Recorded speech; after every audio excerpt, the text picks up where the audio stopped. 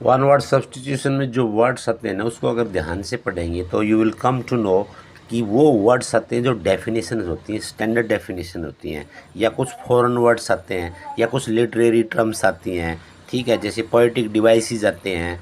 तो वो वर्ड्स आपको ज़रूर करने चाहिए। उसके प्रूव करने के लिए हम जो अब आपको बताने जा रहे हैं, पिछले सालों को ही प्रीवियस ईयर्स क्वेश्चन पेपर से हमने लिए हैं। और इसका मतलब क्या है कि उनमें से हम ये देखेंगे कि किस प्रकार के वर्ड एग्ज़ाम में आते हैं, उसको आपने रियलाइज़ करना ज़रूरी है।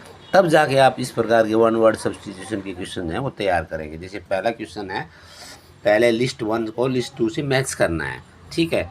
तो थ्योरोक्रेसी, थ्योरोक्रेसी बहुत इम्पोर्टेंट है। ये किस प्रकार का एक राज्य है, जैसे डेमोक्रेटिक है, ऑटोक्रेटिक है, थ्योरोक्रेसी है, जहाँ धर्म से संबंधित, यानी जैसे ईरान है, ईरान में धार्मिक नेता है, वो राज करते हैं। तो थ्योरोक्रेसी का हमने मालूम पड़ गया। इसका मतलब क्या है, जब हमने ये मालूम पड़ गया तो इसका मैचिंग करेंगे तो ये कि इसमें थर्ड आंसर है।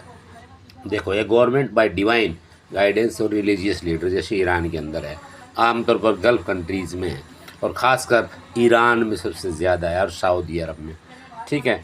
तो ये वर्ड हमने मालूम पड़ गया, तो इसका ऑप्शन है ना, ये है A3।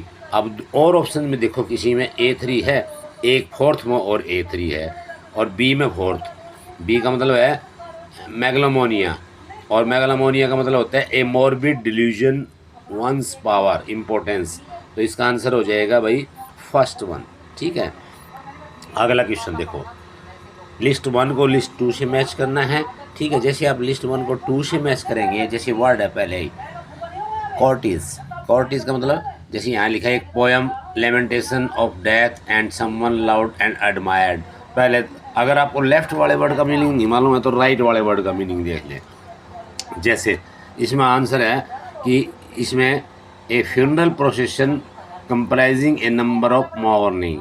कॉर्टेज होता है जब आदमी का किसी का खासकर देहांत हो जाता है, जो प्रोसेशन जाता है जिसमें बहुत से लोग इकट्ठे होते हैं, तो इसका मतलब ये है। अब मान लो हमने इसका मीनिंग नहीं मालूम था। अगला वर्ड है एलिजी। जब आप लिटरेरी डिवाइस करेंगे तो एलिजी का मतलब है poem of lamentation on the death of someone loved and admired.